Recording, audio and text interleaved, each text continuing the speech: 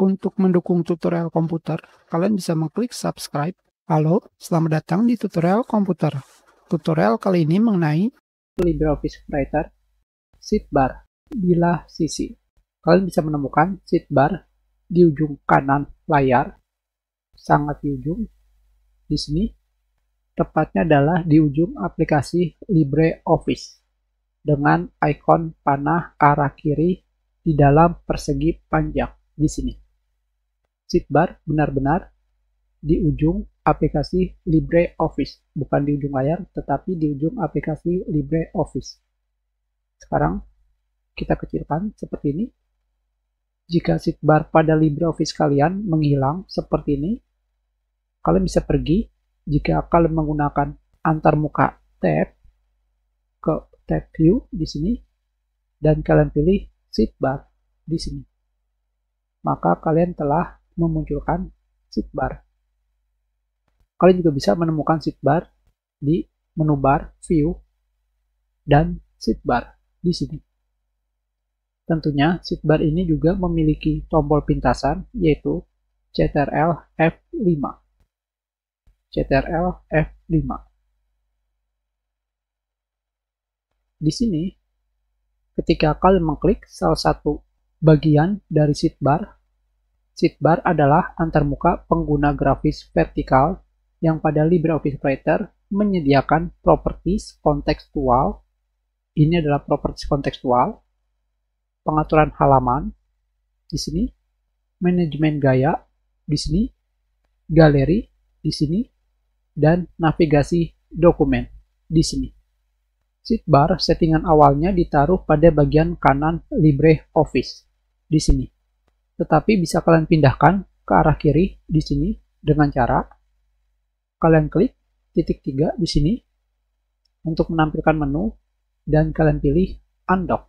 Dari sini kalian tinggal melakukan drag sampai ujung sebelah kiri dan kalian lepas, maka kalian sudah mengganti tempat sidebar dari kanan ke kiri. Tentunya kalian juga bisa tanpa mengklik undock di sini. Kalian tinggal memilih pada bagian atas, kalian tekan mouse kalian dan kalian seret atau drag. Maka kalian sudah bisa memindahkan sidebar dari kiri ke kanan atau dari kanan ke kiri seperti ini. Tentunya di sini pada menu sidebar setting hanya terdapat pilihan properties, page, style, galeri, dan navigator seperti ini saja. Dan kalian juga bisa melakukan kustomisasi.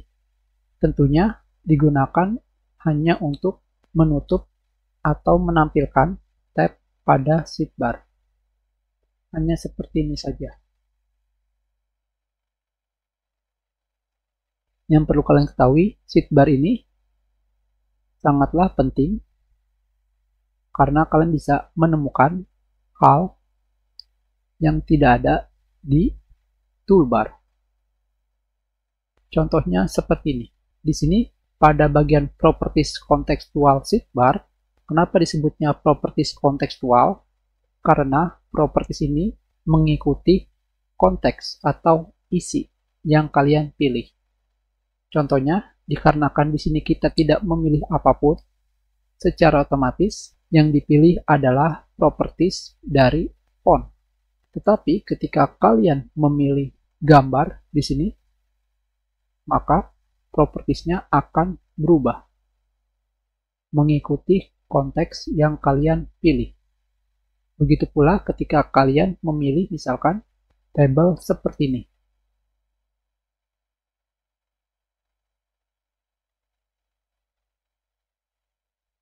Kita sudahi. Terima kasih.